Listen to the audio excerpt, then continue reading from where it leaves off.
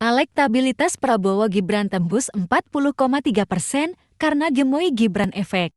Elektabilitas Prabowo juga mengalami kenaikan di pemilih milenial. Ya, ini alasan kedua mengapa tren Prabowo Gibran mengalami kenaikan. Karena di pemilih milenial, ya kelompok umur usia di bawah 40 tahun, ya itu memang dukungan terhadap Pak Prabowo mengalami kenaikan kurang lebih sekitar 4-5%. Ya, di Oktober ya di bulan kemarin di Oktober 2023 survei kita menunjukkan bahwa dukungan Prabowo di angka 36,9%. Kemudian di November 2023 naik di angka 41,6%. Jadi tren elektabilitas Pak Prabowo di generasi milenial mengalami kenaikan. Inilah alasan kedua mengapa pasangan ini mengalami kenaikan. Mengapa kemudian di pemilih milenial mengalami kenaikan? Paling tidak, teman-teman media sekalian, ada dua alasan yang kami temukan dari hasil riset kualitatif kami.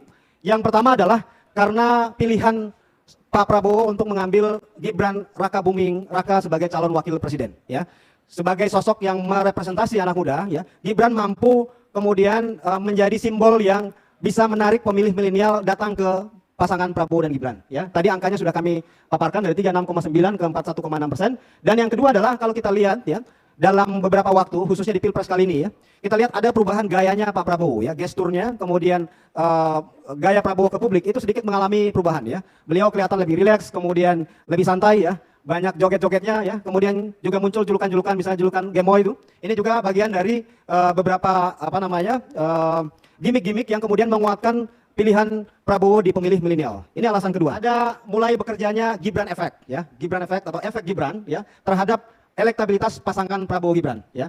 Jadi kita melihat semakin diserang justru Gibran semakin populer ya.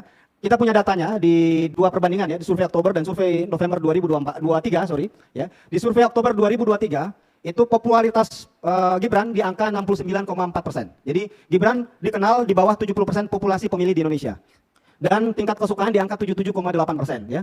Namun dalam waktu sebulan terakhir dengan kuatnya serangan publik terhadap Gibran terkait soal isu dinasti, kemudian isu kapasitas Gibran sebagai anak muda ya, yang baru menjabat sebagai wali kota, apakah mampu untuk menjadi seorang wakil presiden ya. Kritik-kritik itu begitu tajam, begitu kuat, begitu masif terhadap Gibran. Namun survei menunjukkan sebaliknya ya. Justru popularitas Gibran makin tinggi ya. Dari 69,4% naik ke 87,1%. Jadi sudah di atas 70% popularitas Gibran saat ini.